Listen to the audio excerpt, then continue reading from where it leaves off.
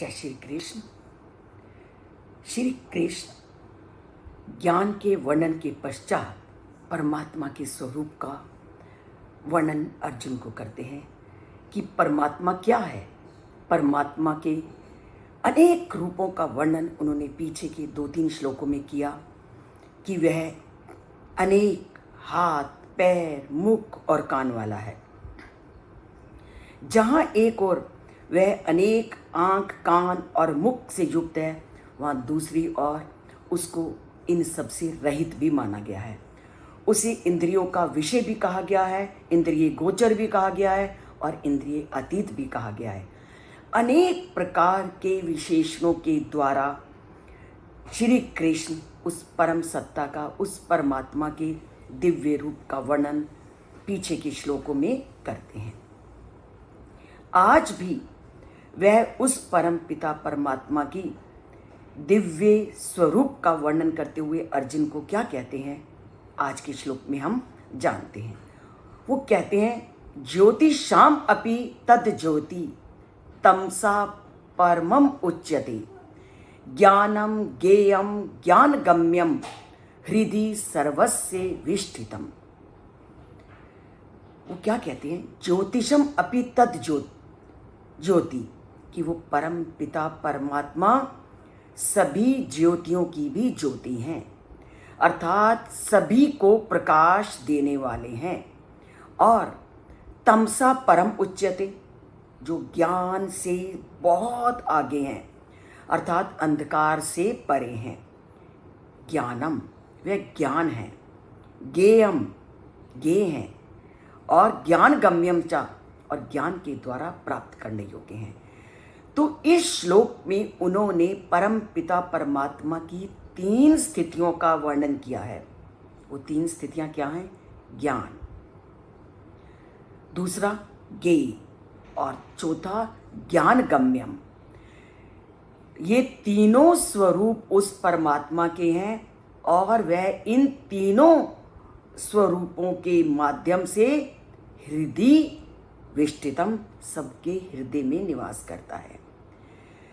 परमात्मा का निवास कहीं नहीं, परमात्मा का निवास सबके हृदय में है और उसको जानना भी आपको अपने हृदय से है। उसी का वर्णन वो आज करते हैं। तो सबसे पहले हम जानते हैं, ज्योतिषाम अपि स ज्योति। संसार में आप क्या देखते हो? अनेक प्रकाश फैलाने वाले पदार्थ हैं। सूर्य का प्रकाश, जिसके आगे सभी प्रकाश फीके पड़ जाते हैं। सूर्य के प्रकाश के सामने आप 2 मिनट के लिए भी आंखें खोलो। जब आप पिक्चर खिंचा रहे होते हो, कहते हैं ना सामने देखो, आप कहते हो नहीं, सूर्य की किरणें पड़ रही हैं, आंखें नहीं खुल रही। और फोटो खींचने वाला बार बार कहता है आंखें खोलो तभी फोटो अच्छी आएगी। जो सूर्य इतना तेज स्वरूप है, वह तेज भी उस परम पिता परमात्मा के तेज के सामने फीका है। चंद्रमा जो सब और अपना प्रकाश फैलाता है, वह चंद्रमा भी उस तेज के सामने प्रकाशहीन है। अर्थात वह परम पिता परमात्मा अगर अपनी शक्ति सूर्य और चंद्रमा को प्रदान न करें तो ये सूर्य और चंद्रमा भी प्रकाशहीन हो जाएंगे। सूर्य और चंद्रमा को भी प्रकाशित करने वाला कौन है? वो परम पिता परमात्मा। तमसः परम उच्यते, वो अंधकार से बिल्कुल ऊपर है। अंधकार का, अज्ञान का वहां पर लेश मात्र भी नहीं है। तभी हमारे ग्रंथ क्या कहते हैं, तम एव भांतम अनुभाति सर्वम, कि उसी का प्रकाश सब जगह प्रकाशित होता है। तस्से भाषा सर्वम इदम विभाति, और उसी के प्रकाश से ये सारा संसार प्रकाशित होता है। तो कठोपनिषद तो स्पष्ट रूप से कहता है, तम एव भांतम अनुभाति सर्वम तस्य भाषा सर्वम इदम विभाति, कि उसी परम पिता परमात्मा के प्रकाश से ये सारा संसार प्रकाशित होता है और उसी के प्रकाश से सभी वस्तुएं अपना प्रकाश फैलाती हैं।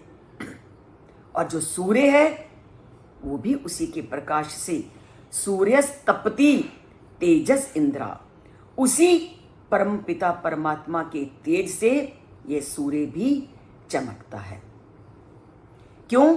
क्योंकि उस परमात्मा के बिना संसार का एक पत्ता भी अपने आप कार्य करने में समर्थ नहीं है।